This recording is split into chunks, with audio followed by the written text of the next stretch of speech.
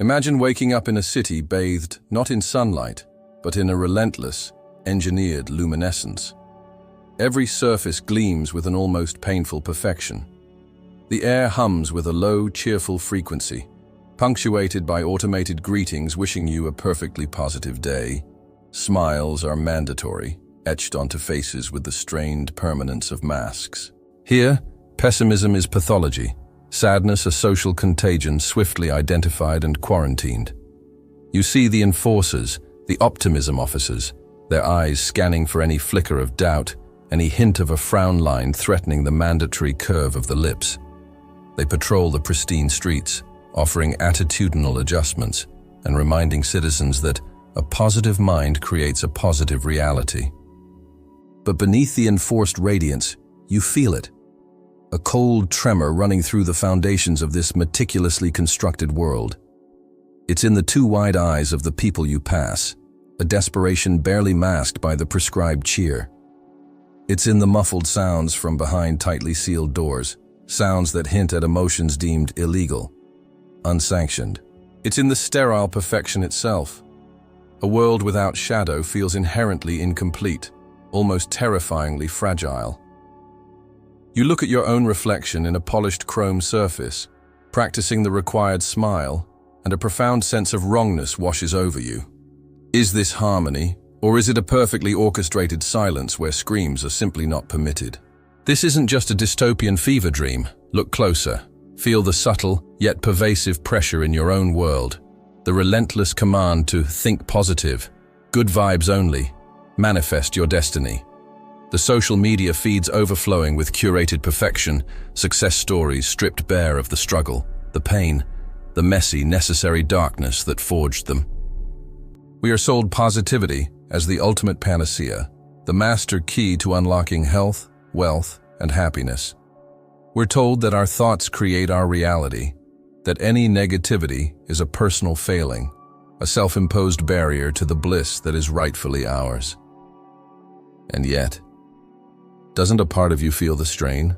The quiet exhaustion of constantly performing happiness, of policing your own thoughts, of banishing doubt and fear as if they were intruders rather than integral parts of the human experience. What happens when positivity becomes a command rather than a choice? When optimism is wielded not as a tool for resilience but as a weapon of denial? How can the relentless pursuit of light blind us so effectively to the richness and necessity of our own shadows? Could it be that this cultural obsession, this near-religious fervor for positive thinking, is not the pathway to liberation we imagine, but a gilded cage? A sophisticated form of avoidance that prevents us from engaging with the very experiences that foster true growth, genuine resilience, and profound meaning? What if the constant striving for a conflict-free inner world inadvertently creates a deeper, more insidious conflict, a war against our own authentic selves? Where do the banished thoughts go? Where does the suppressed grief, the righteous anger, the existential dread fester when we refuse to grant them audience? Do they simply disappear, or do they curdle beneath the surface, morphing into something far more monstrous than the original shadow we sought to avoid? The great, unsettling question begins to form, not as a whisper, but as a rising murmur from the depths of our collective consciousness. What is the cost of this relentless positivity? What vital part of our humanity are we sacrificing on the altar of perpetual optimism? Perhaps the most profound journey isn't about manufacturing light, but about finding the courage to explore the dark. Perhaps the foundations of this gleaming, optimistic edifice are riddled with cracks, concealing a truth far more complex and ultimately far more liberating than we've ever been allowed to believe. We stand at the threshold, peering into the manufactured light, but feeling the undeniable pull of something hidden, something vital, dwelling just beyond its reach. What unseen architecture supports this facade, and what happens when we dare to look behind it? The unease you feel, that tremor beneath the gleaming surface of enforced cheer, isn't paranoia. It's the first flicker of awareness, the dawning recognition that the architecture of mandatory optimism rests on shaky, perhaps rotten foundations. This relentless drive to sanitize reality, to airbrush away the shadows, isn't merely a modern fad or a harmless quirk of self-help culture. It springs from far deeper, more ancient wells within the human psyche, fed by profound philosophical currents and amplified by powerful societal forces that benefit from our blindness. Why this desperate clinging to the light? Because we are, fundamentally, creatures terrified of the dark. Not just the darkness outside, but the perceived darkness within. At its heart lies a profound fear of suffering, an almost primal recoil from pain, loss, and uncertainty. Arthur Schopenhauer saw existence itself as inherently oscillating between the pain of striving and the boredom of attainment, a relentless cycle driven by an insatiable, often irrational will. In this view, the relentless pursuit of positivity is a frantic attempt to deny this fundamental condition, to build a fortress of pleasant thoughts against the inevitable tide of hardship. It's the ego's desperate gambit for control in a universe that offers none, whispering seductive lies. If I just think the right thoughts, I can avoid pain. If I banish negativity, I can escape the human condition. This is denial elevated to an art form, a defense mechanism working overtime not just to protect us from immediate threats, but from the very nature of reality itself. Carl Jung understood this perilous game perhaps better than anyone. He spoke of the shadow, the repository of all the aspects of ourselves we deem unacceptable, the darkness we repress, deny, and project onto others. The more we strive for a one-sided, purely positive identity, the larger and more menacing our shadow grows in the unconscious depths. By refusing to acknowledge our anger, our fear, our grief, our envy, we don't eliminate them. We merely drive them underground where they fester and gain autonomous power, erupting later in unexpected, often destructive ways. Anxieties, compulsions, inexplicable rages, or a soul-crushing sense of emptiness masked by a painted-on smile. The relentless positivity mandate becomes a direct contributor to this psychic split, forcing us into a state of perpetual internal conflict, alienating us from our own wholeness. As Gabor Maté might suggest, this suppressed emotional energy doesn't just vanish. It can become imprinted in our bodies, contributing to chronic stress, illness, and disconnection. Philosophically, this obsession aligns with what Friedrich Nietzsche might have scorned as the comfort-seeking mediocrity of the last man, content with shallow pleasures, terrified of the struggle and suffering necessary for true growth and the creation of meaning.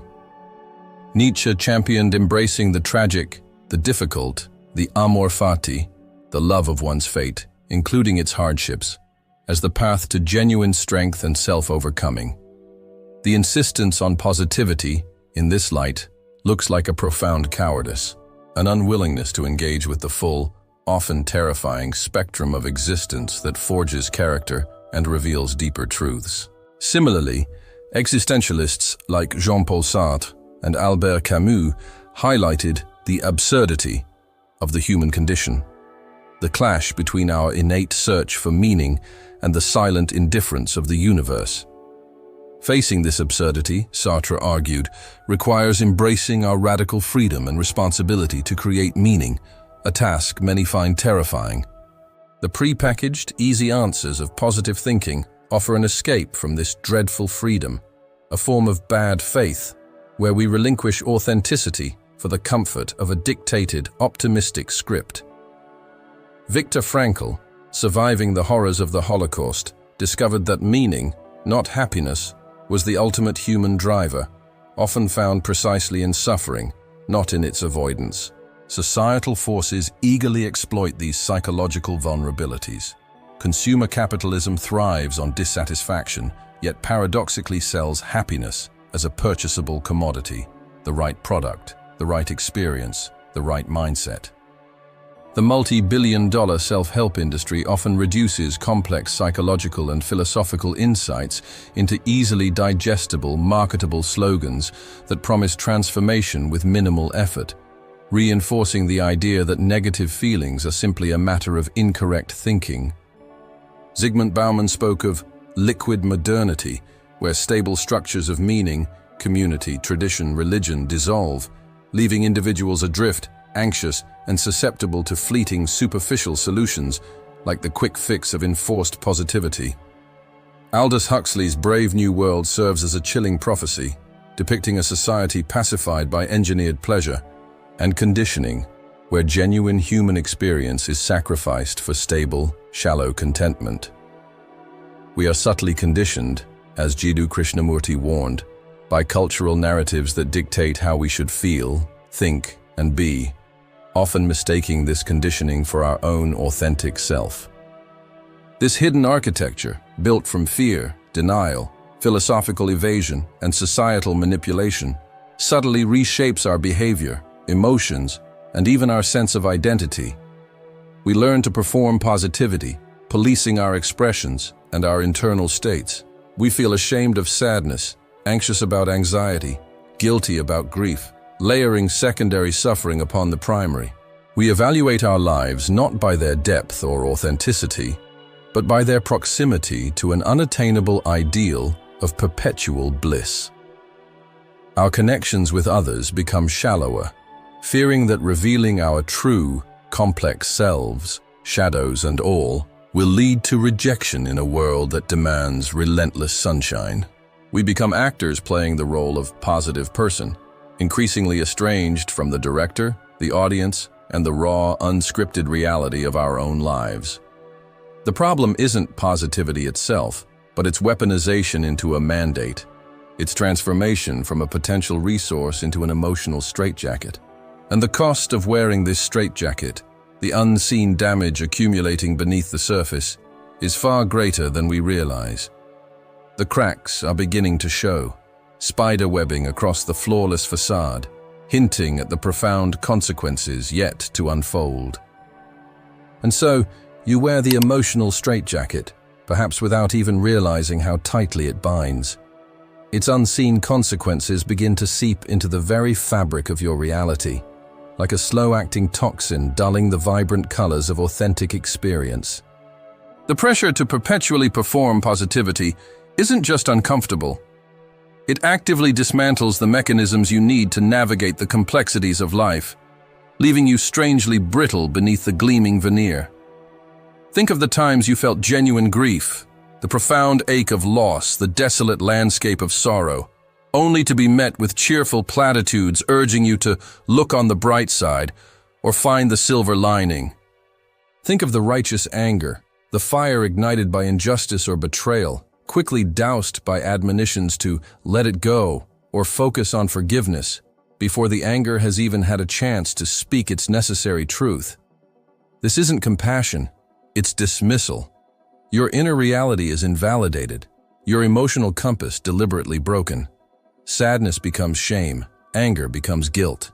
You learn, implicitly, that parts of your experience are unacceptable, unwelcome, better left unseen and unheard, even by yourself. This forced suppression doesn't resolve these emotions. It merely pushes them into the psychic basement, where, as Jung warned, they gather strength in the shadows, fueling anxiety, depression, or a pervasive sense of numbness, the quiet desperation behind the mandatory smile. This internal landscape of denial is fertile ground for cognitive biases to run rampant, distorting your perception of reality under the guise of optimism.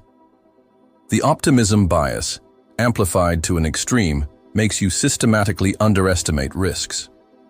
You might stay in a failing relationship, pour money into a dubious venture, or ignore unsettling health symptoms, all while telling yourself you're simply manifesting a positive outcome. You filter information, clinging to evidence that supports your desired rosy picture while dismissing inconvenient truths. Then there's the insidious just world fallacy, turbocharged by the positivity mandate. If good things happen to positive people, then suffering, yours or others, must somehow be deserved. It leads to blaming victims of circumstance, illness, or systemic injustice, including yourself, for their misfortune, attributing it to a lack of positive thinking. If they just had a better attitude, becomes a cruel shield against empathy and a tool for maintaining an illusion of control. Your judgment becomes skewed by the affect heuristic. If thinking positive feels good now, You assume the choices driven by it are good, regardless of logic or evidence to the contrary. Decisions become based not on clear sight, but on the desperate need to maintain a pleasant feeling state. Consider the sheer cognitive load, the neurological strain, of constantly monitoring and suppressing your authentic emotional responses. It's exhausting. Your brain's resources are diverted from problem-solving, creativity, and genuine connection towards the demanding task of emotional policing. The natural stress response cycle, designed to process threats and challenges, is perpetually interrupted. Instead of acknowledging fear or sadness, allowing the physiological response and moving towards resolution, you clamp down, creating chronic low-grade stress that simmers beneath the surface, potentially impacting everything from your immune system to your long-term mental health, as thinkers like Gabor Maté have extensively explored. You are essentially holding a beach ball underwater. It takes constant effort, and the moment your vigilance slips, it bursts to the surface with potentially greater force. The greatest paradox is how this relentless pursuit of feeling good actively prevents the development of true resilience. Strength isn't forged in perpetual sunshine. It's tempered in the fires of adversity. By avoiding difficult emotions, by refusing to sit with discomfort, you rob yourself of the chance to learn how to navigate storms. You never develop the skills of emotional processing, problem-solving under pressure, or finding meaning within suffering, as Frankl emphasized. You become dependent on the absence of negativity, rather than developing the capacity to face it and integrate it. This creates a profound fragility, a hidden vulnerability where even minor setbacks can feel catastrophic because you lack the psychological muscles deliberately kept weak by the positivity doctrine. The result? A growing alienation from your authentic self, a gnawing sense of emptiness because the richness of life, its depth and meaning, is often found precisely in the textures of experience you've been taught to avoid. These personal consequences inevitably ripple outward, shaping our collective reality. In a society obsessed with good vibes only, legitimate dissent is easily dismissed as negativity. Concerns about social injustice, inequality, or environmental destruction can be brushed aside with calls to focus on the positive, effectively silencing crucial conversations and maintaining harmful status quos. How can we address systemic problems if acknowledging their existence is deemed too negative? Relationships become shallower, predicated on maintaining a pleasant facade rather than authentic vulnerability. We connect based on curated highlight reels, afraid to reveal the messy, complex, sometimes difficult truths that foster genuine intimacy and trust. Communities built on this foundation lack the robust solidarity that comes from facing shared struggles honestly. Even healthcare suffers, as patients feel pressured to perform optimism, sometimes minimizing symptoms or feeling ashamed for not healing fast enough through sheer willpower, hindering accurate diagnosis and compassionate care. This culture feeds directly into consumerism, constantly dangling the next purchase, the next experience, the next self-help gimmick as the key to achieving the elusive state of permanent positivity. You are caught in an invisible architecture of control, a system that promises happiness but delivers a subtle, pervasive numbness. The air feels thinner here, the smiles wider but less convincing. You sense the weight of the unexpressed, the pressure of the unshed tear, the silent scream behind the cheerful affirmation. It's the quiet corrosion of the human spirit, traded for a comfortable, manageable, yet profoundly unsatisfying illusion. How deep does this go?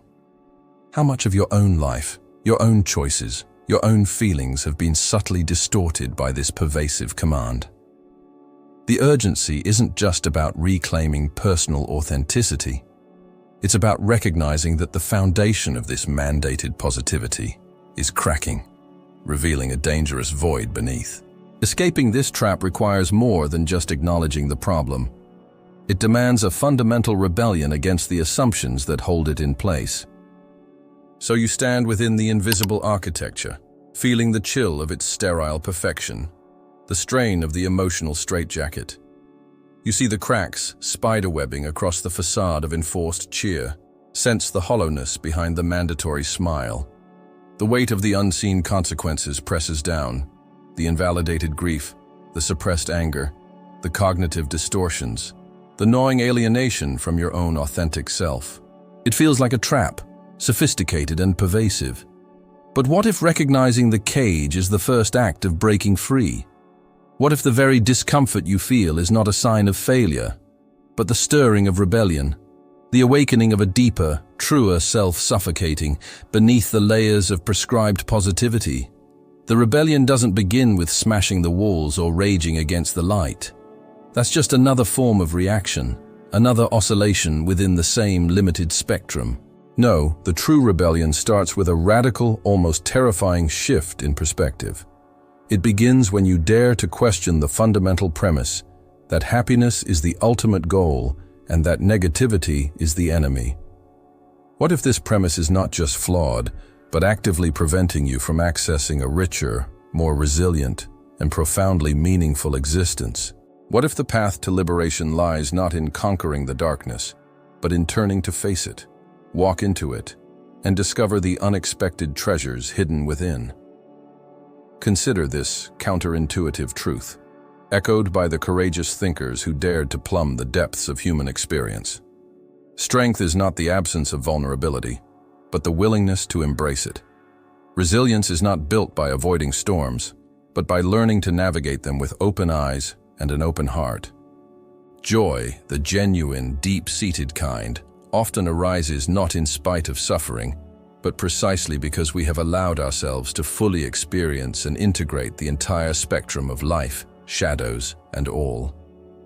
Nietzsche's cry of amor fati, love your fate, wasn't a call for passive resignation, but an active embrace of everything life throws at you, the painful and the pleasurable, recognizing that the struggle itself is what forges greatness. Viktor Frankl found enduring meaning not by denying the horrors of the concentration camps, but by finding purpose within them, demonstrating that the human spirit's capacity for meaning transcends even the most extreme suffering. The first revolutionary act, then, is radical acceptance. Not acceptance as resignation or approval, but acceptance as acknowledging reality exactly as it is, without the exhausting filter of wished-for positivity. This means accepting your difficult thoughts and feelings, the anxiety, the sadness, the anger, the doubt, not as enemies to be vanquished, but as messengers. They are part of your inner landscape, arising for reasons that deserve understanding, not suppression. Imagine the immense energy freed up when you stop fighting your own internal experience, when you stop holding that beach ball underwater. Acceptance creates space. Space to breathe, space to observe without judgment, and ultimately, space to choose a response that aligns with your values rather than reacting out of fear or denial. This isn't weakness. It's the foundation of profound inner strength. From acceptance flows the crucial work of honoring your shadow. Jung knew that the parts of ourselves we disown don't disappear. They simply operate autonomously from the darkness, often sabotaging our conscious intentions. Engaging with the shadow isn't about wallowing in negativity. It's about courageous self-exploration. It means asking, what aspects of myself have I deemed unacceptable? What feelings do I constantly try to push away? Where does my anger, my envy, my fear truly come from? By bringing these hidden aspects into conscious awareness, acknowledging their presence and understanding their roots, often in past hurts, unmet needs, or societal conditioning, you begin to integrate them. You reclaim the energy bound up in repression. You discover that the shadow often holds buried strengths. The anger might conceal a fierce passion for justice. The fear, a deep capacity for caution and preparedness. The sadness, a profound connection to empathy. Integrating the shadow doesn't make you darker, it makes you whole, more authentic, and paradoxically often more compassionate towards yourself and others, whose shadows you can now recognize without judgment. This leads to a fundamental reframing of so-called negative emotions. They are not pathologies to be cured by positive thinking. They are vital data streams, essential parts of your guidance system. Anger signals that a boundary has been crossed, an injustice perceived, or a need unmet. Listening to its message, rather than just suppressing the feeling, allows you to assert yourself constructively, seek justice, or address the underlying need. Sadness connects you to loss, to empathy, to the profound value of what you hold dear. Allowing yourself to feel grief honors the connection and facilitates healing. Fear alerts you to potential danger, prompting caution and protective action. Even anxiety, often demonized, can signal that something in your life requires attention, change, or deeper examination. Gabor Maté compellingly argues that these emotions are physiological responses carrying vital information.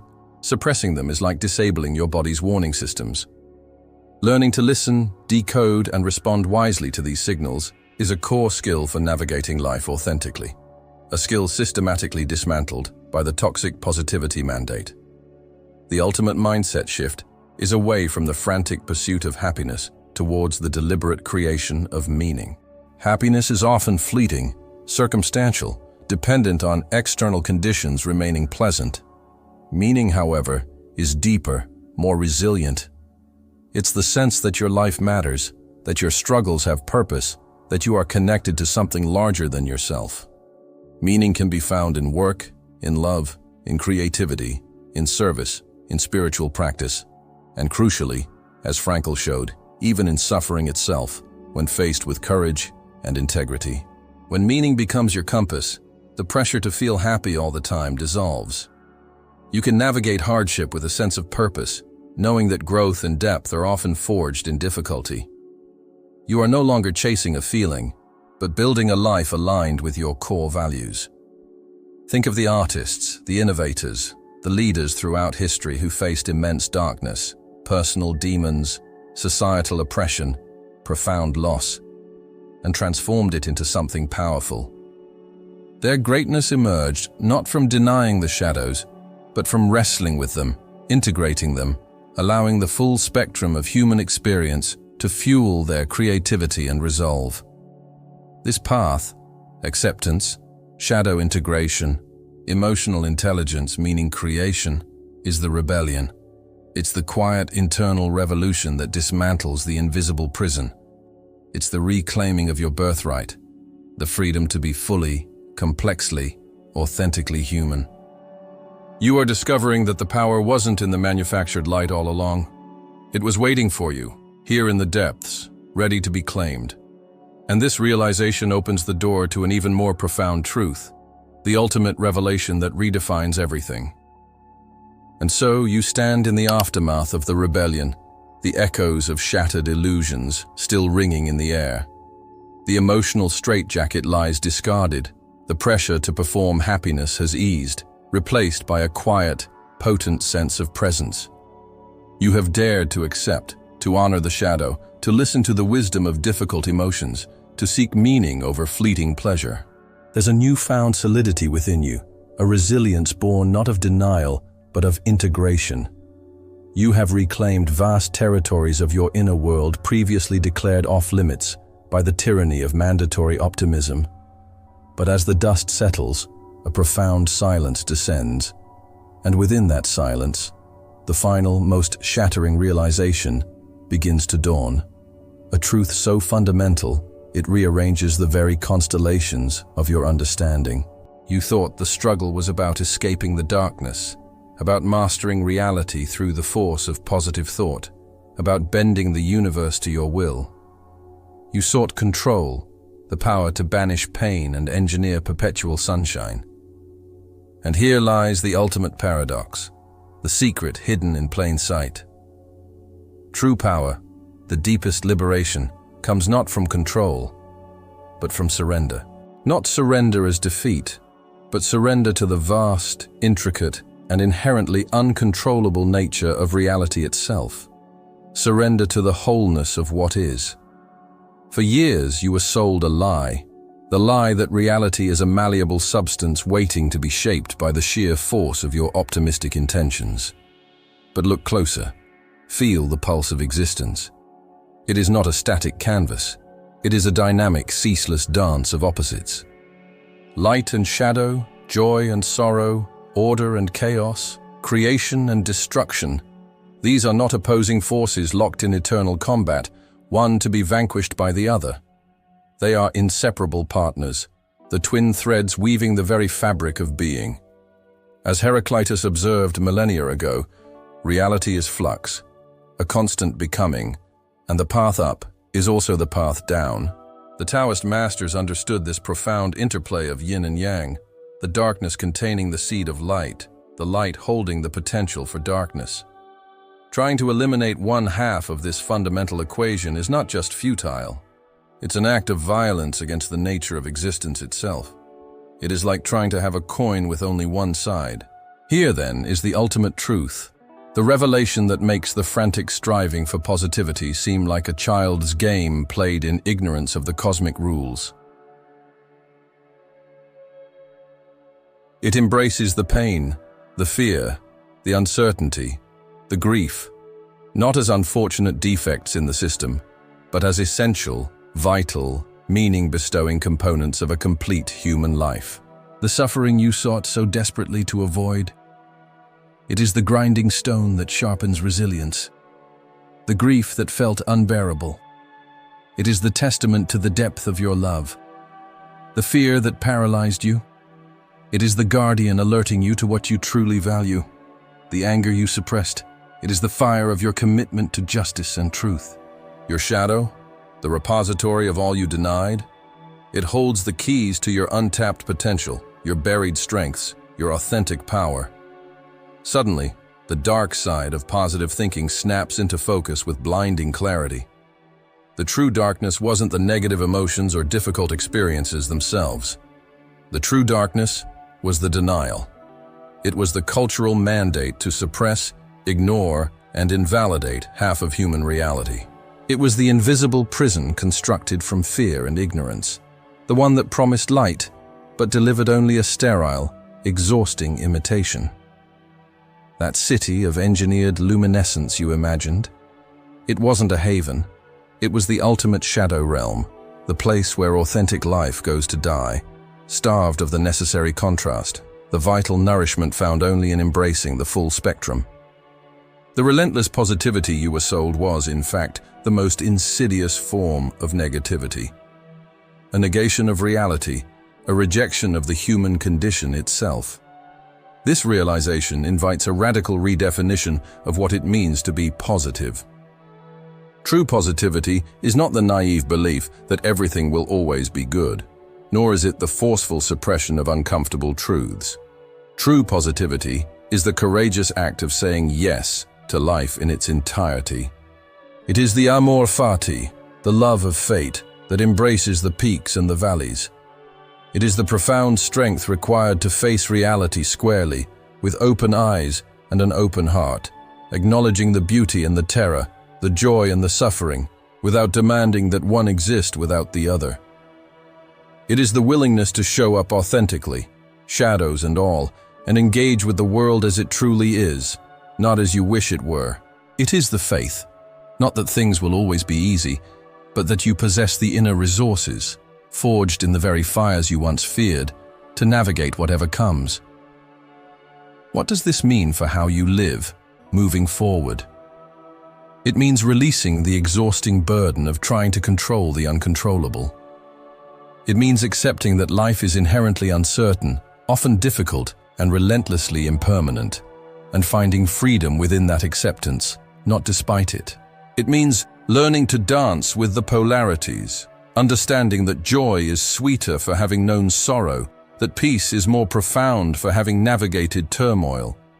It means treating your emotions, all of them, as valuable messengers, guiding you towards deeper self-understanding and alignment with your core values.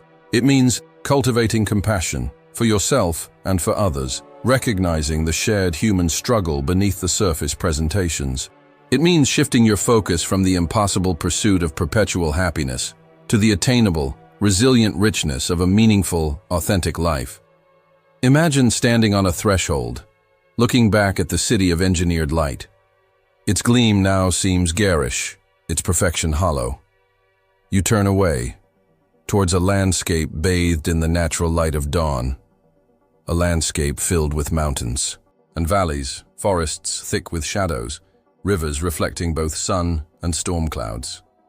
It is complex, challenging, perhaps even intimidating.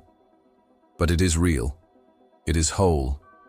And you realize, with a certainty that resonates deep in your bones, that this is where true life unfolds. Not in the sanitized denial, but in the courageous embrace of everything. The ultimate truth isn't a comforting platitude. It's a fierce, liberating call to participate fully in the wild, unpredictable, heartbreakingly beautiful dance of existence. You are no longer seeking to escape the darkness. You are learning to see by its contrast, to navigate with its wisdom. You are finally, profoundly awake to the whole of reality, and in that awakening lies the deepest peace, the most resilient strength, the ultimate freedom. The journey continues, not towards a destination of perfect light, but into the ever-unfolding mystery of being truly, fully human.